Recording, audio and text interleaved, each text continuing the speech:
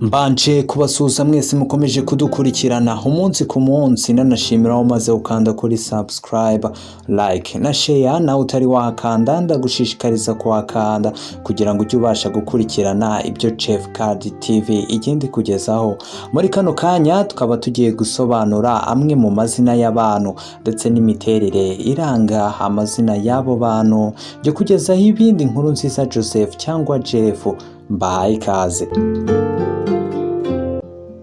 Mu gusobanura amazina, izina rya mbere turabanzirizaho ni izina Samweli, izina ry'umuhungu ugira ubuntu. Samweli ni izina rikomoka mu Giheburayo risobanura umuntu wasabwe n'Imana. Mu isezerano rya kera muri Bibiliya, Samweli yari umuhanuzi ndetse n'umucamanza, niwe wimitse Sawuli na Dawidi. Bimwe mu bikunda kuranga ba Samweli, Samweli akunda kwitangira abantu akabafasha, haba mu buryo bw'amafaranga, ubumenyi ndetse n'ubunararibonye.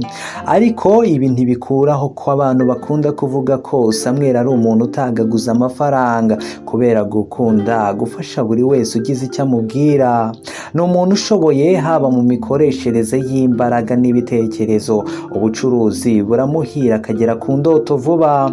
Ni umuntu ureba kure kandi ushyira mu gaciro, uzi kurimba kandi udakunda gushirwaho igitutu. Aba ashaka gukora ibintu bye buhoro buhoro. Samweli ntiyita ku mibanire n'abandi ndetse no ku nshuti ze.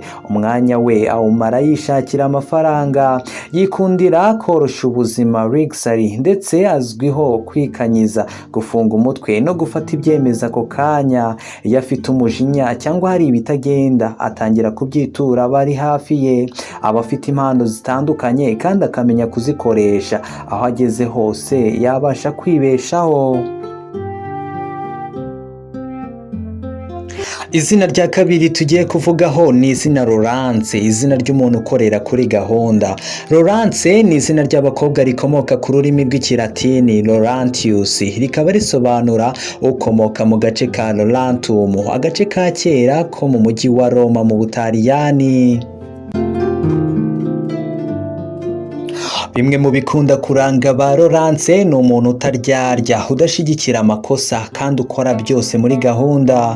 Laurence akunda ibintu bikozwe neza, akumva ko ari byo bimuhesha agaciro no kugaragara neza. Azi gushyira ibintu ku murongo, buri kintu cyose kikaba mu mwanya wacyo ndetse akanagikorera igihe yagipangiye. Aba ashaka guhindura abo bari kumwe ngo abinjize mu murongo agenderamo. Si n'ibyo gusa, aba yumva hazaza he ashingira ku bitekerezo yabonanye abandi akabyigiraho. Ni umunyembaraga, akunda ibintu by'umwimerere, yiyumvamo ubuyobozi kandi akumva ko hari ubuyobozi afite byatuma akora neza cyane ku rwego rwo hejuru. Akunda ubumwe n'ubwiyunge no kugira inshuti nyinshi bafatanya mu buzima. Ni umuntu udaca inyuma ukuri ngo yinyuze hirya no hino, ahubwo icyo yifitemo arakikubwira. Iyo utamukomerekeje ukamubanira neza, Laurence agukorera buri cyose kuko yanga umuntu umurakaza cyangwa wamubuza amahoro. Ni umuntu wigisha binyuze mu kwitegereza ibintu, yarangiza akabikora, kandi niyo abona bigoye apfa kugerageza. Akunda kuba umunyapolitike, umupolisi, umucamanza, kugira abona aho akoresha ya mpano y'ubuyobozi yifitemo. Iyo akiri umwana aba yikunda ku rwego rwo hejuru kandi arizwa n'ubusa. Izina rya gatatu tugiye kurebera hamwe ubusobanuro, inkomoko n'imiterere y'abantu bitwa ba Divine. Divine ni izina ry'abakobwa rikomoka ku rurimi rw'Ikitaliyani, rikaba risobanura umuririmbyikazi ufite ijwi ryihariye. Ba Divine barangwa no kugaragaza ibyo batekereza, bagira inzozi nyinshi, bagira umutima w'impuhwe kandi bakunda ikiremwamuntu. Izina rya kane tugiye kurebera hamwe ubusobanuro, inkomoko n'imiterere y'abantu bitwa ba Innocent. Innocent ni izina ry'abahungu rikomoka ku rurimi rw'Ikilatini, rikaba risobanura udafite icyaha. Si n'ibyo gusa, izina Innocent rirongera rikagira inkomoko mu rurimi rw'igifaransa. Iri zina rikunzwe kwitwa abantu batuye mu bihugu bikoresha ururimi rw'igifaransa, risobanura umuziranenge. Imwe mu miterere y'abantu bitwa ba Innocent yumva vuba buri kintu cyose abonye, aba ashaka kugira icyo akivugaho, agira amarangamutima menshi kandi yumvira umutimanama we cyane, arisanzura ariko rimwe na rimwe ahitamo kutagaragaza ibyo atekereza kuko ari umunyamakenga. Muri we azi neza ko kubaho ari abantu, yita cyane ku kijyanye no kugira abantu mu buzima bwe, ariyemera gusa rimwe na rimwe ashobora kumva atihagije, agakenera gusangiza ibitekerezo by'abandi bantu. Ntakunda kugaragaza ubuzima bwe bwite, mu mibanire aba ashaka gukora ibintu bituma agaragara mu bandi. Ni umunyamatsiko ariko akanga umuntu wamubwira ukuri kutari kwiza kumwerekeyeho. Si n'ibyo gusa, Innocent aba ashaka gukora ibintu yitekerereje kandi ntakunda kugisha inama. Iyo akiri umwana, Innocent ntakunda kuvuga, aba ashaka kwitabwaho cyane ndetse n'abamutera akanyabugabo. Ni umunyabwenge cyane cyane bishingiye ku kuba atajya apfa kwibagirwa. Akunze kuba ananutse, akunda guhangayikishwa n'ubuzima cyane, ariko mu bucuti no mu rukundo ni indahemuka. Innocent akunda guhuza n'abandi imbaraga kugira ngo agire ikintu ageraho mu buzima. Akunda kubana n'inshuti bumvikana kandi baganira ku bintu bitandukanye byerekeye ubuzima. Mu rukundo aguma hamwe, azi gutanga umwanya ku muntu akunda ndetse akora iyo bwabaga ngo amwiteho. Imwe mu mirimo ba Innocent bakunda cyangwa baba bifuza gukora harimo ubushakashatsi, ubwubatsi, ibaruramibare, akazi ka leta, itumanaho ndetse na politike. Irindi zina turavugaho ni izina Jean de Dieu. Jean de Dieu bisobanuye Imana igira ibambe. Umuntu wa mbere wiswe Jean de Dieu yavutse mu 1495, avukira i Montemoro Novo muri Portugal, akaba yaravukiye mu muryango w'abakene.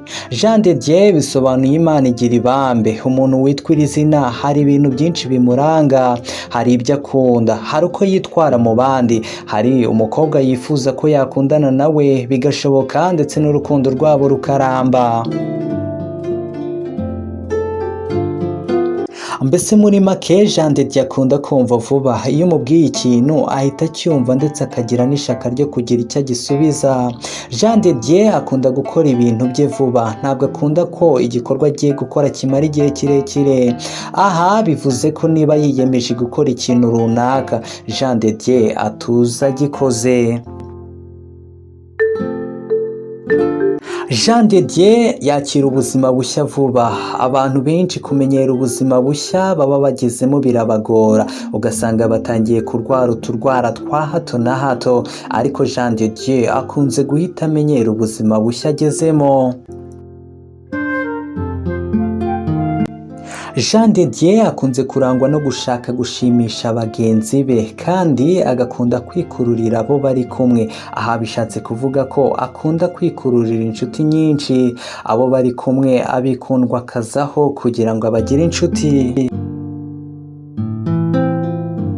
Abantu bitwa ba Jean de Dieu baritonda ariko bakunda gutoranya ibyiza. Iyo bagiye gutoranya umukobwa bazabana nawe, muri make bakunda umukobwa udafite inenge.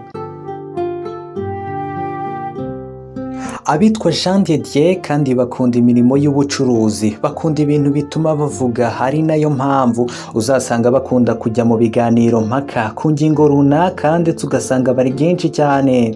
Bamwe mu bo bari kumwe bagatangira kuvuga ko ba Jean de Dieu biyemera. Ikindi kiranga abantu bitwa gutyo, bakunda ibintu bituma bahanga udushya. Muri make bakunda kuvumbura. Iyo abonye ikintu ntagisobanukirwe, usanga bafite amatsiko yo kumenya byinshi birenze ku ngingo runaka. Izina, imiterere n'inkomoko by'izina tugiye gusorezaho ni izina Emerance. Emerance ni izina ry'abakobwa rikomoka ku rurimi rw'ikilatini rikaba risobanura ukwiriye. Ba Emerance bakunze kurangwa no gukorana umwete, bahora n'ibakwe, babasha kuyobora, barigenga kandi babasha gukemura ibibazo.